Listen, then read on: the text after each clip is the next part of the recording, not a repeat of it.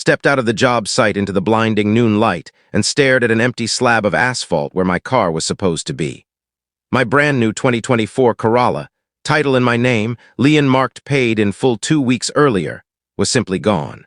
I called my mother, voice already cracking. "Mom, someone stole my car." A little laugh on her end, like I'd told her the cat knocked over a plant. "Oh, honey, calm down. We let Brian take it. He needed it worse than you do right now." My 26-year-old brother had wrecked 2 vehicles in 3 years. This was the first car I'd ever bought new.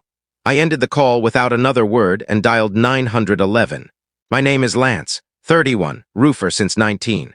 The one who wakes up when the sky is still navy blue, thermos in one hand, tool belt creaking like old floorboards. The reliable one. The one who patches everyone else's leaks before his own. That day I'd been on a strip mall flat roof, nail salon, check cashing place, a church that meets in the old Dollar General. Heat waves rose off the blacktop like water. I came down the back way, boots crunching gravel, thinking about the turkey sandwich waiting in my cooler. The spot was empty. I blinked, walked in a circle, clicked the fob like an idiot. Nothing chirped back. Mateo leaned over the parapet wall. "You good, boss?" I waved him off and called Mom again because that's what you do when the world tilts. She answered, singing along to whatever was on her kitchen radio. "Ma, my car's gone." "Did someone tow it?" "No, baby, we gave it to Brian. He's got interviews lined up. His last one got totaled, remember?"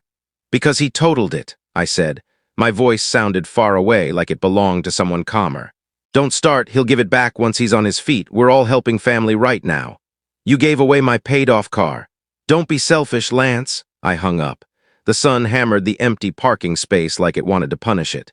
I called the police and reported a stolen vehicle. I've been the family ATM since I could swing a hammer. Roofers aren't dumb. We just work with our hands and get paid when the job passes inspection. I learned early that if I didn't fix things, nobody would. Leaky faucet, overdue rent, Brian's traffic tickets. Somehow it all landed on me. That Corolla was 12 years in the making. 12 years of used beaters that smelled like other people's cigarettes, of rebuilding starters in January with frozen fingers, of telling myself, one day I'll buy something that isn't held together with hope and zip ties. I paid Mom's hospital deductible first. Then Brian's lawyer when he wrapped a borrowed Mustang around a telephone pole. Then 3 months of their mortgage when Brian needed time to find himself. I walked into the Toyota dealer with cash earned under July suns that blistered paint. I told the salesman, base model, no moonroof, no fancy stereo, just something that starts every single morning.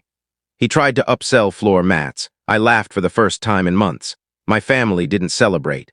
Mom asked why I spent so much on just a Corolla. Dad wanted me to swing by and fix his sagging gutter. Brian sent a text, "Dope ride bro, mind if I borrow it here and there?" Borrow, that word again. 2 months ago, he let himself into my apartment with the spare key I'd once left at Mom's in case of emergencies. He flopped on my couch like he owned it. "Got a warehouse gig, early shifts. Can I use the Corolla for a couple weeks? You've got the work truck." "No, come on, man, family helps family." I kept sharpening my roofing knife and said nothing. He left mad. That night the family group chat exploded with guilt arrows. "Mom, your brother asked nicely.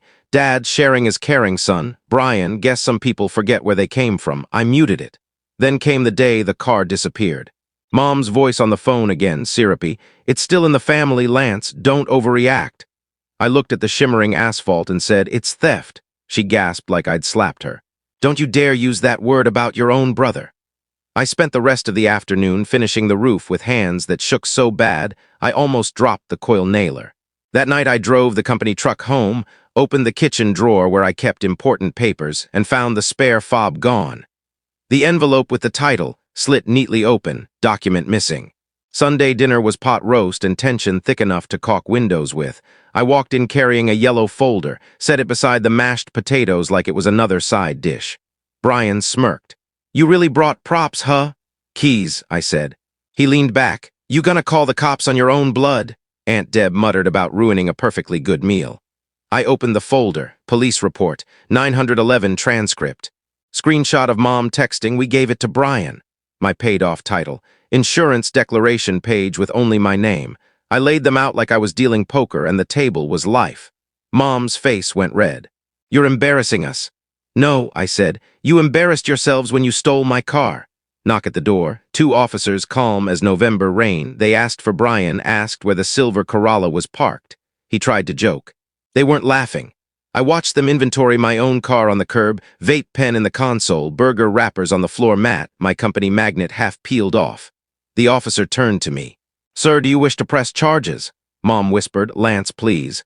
Brian dared me with his eyes. I looked at the trash in my front seat, at 12 years of yesies that got me here, and said, "Yes. And I want it impounded until this is sorted." The tow truck came. Mom cried. Dad stared at his plate like it had betrayed him. Brian called me every name he could think of. I stood on the porch and watched my car get hooked up, feeling something inside me finally sit up straight. They kept texting for days. "Mom, drop the charges and we'll forget this ever happened. Dad, you made your point." Brian, "Wait till everyone hears how you treat family." I changed every password, moved every spare key, updated every address. I detailed the Corolla until it smelled like new again and drove it with the windows down and music I picked. Some evenings guilt still scratches at the door. I let it scratch. Then I go to work at 5:30 a.m., boots laced, coffee steaming, knowing exactly whose name is on the title this time.